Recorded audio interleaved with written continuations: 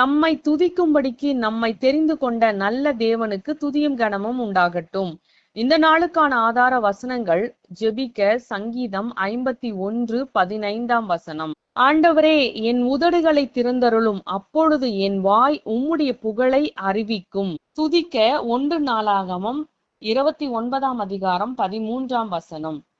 இப்போதும் எங்கள் தேவனே, நாங்கள் உமக்கு ஸ்தோத்திரம் செலுத்தி உமது மகிமையுள்ள நாமத்தை துதிக்கிறோம். தேவன் தம்மை துதிக்கவும் மகிமைப்படுத்தவும் தெரிந்து கொண்ட சந்ததியாயும் அவருடைய சொந்த ஜனமாகவும் இருக்கிற நாமே அவரை துதிக்கவும் அவரை மகிமைப்படுத்தவும் கடனாளிகளாய் இருக்கிறோம்.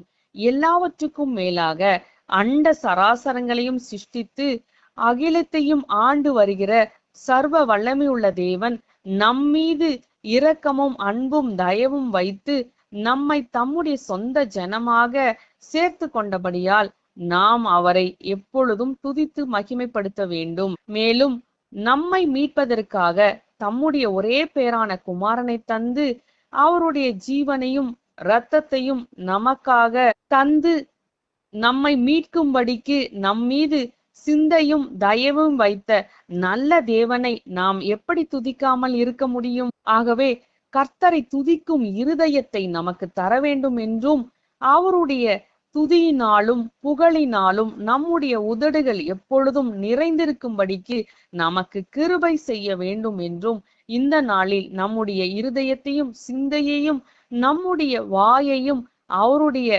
ஆளுகைக்கு விட்டு கொடுத்து நாம் ஜெபிக்கலாம். துதியின் ஆவியினாலே நம்மை நிரப்பி கர்த்தர் வழி நடத்த வேண்டும் என்றும் இந்த நாளில் காத்திருந்து வாஞ்சியோடு ஜெபிக்கலாம். துதிக்க வேண்டியது நமக்கு ஜீவனும் சுகமும் தந்து அநேக நன்மைகளை நம்முடைய வாழ்வில் செய்தது மாத்திரமல்ல, விலையேற பெற்ற ரட்சிப்பையும் நமக்கு தந்த நல்ல தேவனை என்றென்றைக்கும் மனதார ஸ்தோத்தரித்து உயர்த்துவோம்.